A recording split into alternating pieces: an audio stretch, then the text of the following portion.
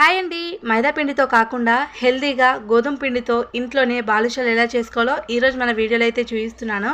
నచ్చితే తప్పకుండా ట్రై చేసేయండి. సింపుల్ అండ్ ఈజీ ప్రాసెస్ అండి. దానికోసం అయితే 1 స్పూన్ పెరుగు తీసేసుకొని అందులోనే చిటికెడంత వంట సోడా, 1 స్పూన్ బేకింగ్ పౌడర్ వేసేసుకొని బాగా మిక్స్ చేసుకోవాలి. 1 కప్ గోధుమ పిండి వేసి ఒకసారి కలిపేసుకొని అందులోనే కొంచెం గోరువెచ్చని నెయ్యిని వేసేసి కొంచెం వాటర్ వేసుకుంటూ చపాతీ ముద్దలాగైతే చేసుకోవాలి. ఒక 15 మినిట్స్ పాటు పక్కన పెట్టుకోవాలి. ఈలోపు అయితే పాకాన్ని అయితే రెడీ చేసుకుందాము. ఒక ప్యాన్లో అయితే 1 కప్ షుగర్ తీసేసుకొని 1 కప్ వాటర్ వేసి 2 ఇలాచీలు వేసి లేత తీగ పాకం వచ్చేంత వరకు ఉంచేసి పక్కన పెట్టుకోవాలి. ఇప్పుడైతే చిన్న బాల్స్ లాగా చేసి అటు ఇటు హోల్డ్ చేసేస్తే మనకి బాదుషా అయితే రెడీ అయిపోతుంది. సో మీరు కావాలంటే చిన్న సైజులో కూడా చేసుకోవచ్చు. సో ఆయిల్ కొంచెం గోరువెచ్చగా ఉన్నప్పుడే ఇవైతే అందులో వేసేసుకోవాలి. ఇలా గోల్డెన్ కలర్ వచ్చిన తర్వాత తీసేసి పాకంలో అయితే వేసేసుకోవాలి. పాకంలో ఒక 10 మినిట్స్ ఉంచేసి తీసేస్తే మనకి బాదుషా అయితే రెడీ అయిపోతుంది. వీడియో నచ్చితే ప్లీజ్ లైక్ చేయండి, షేర్ చేయండి, ఫాలో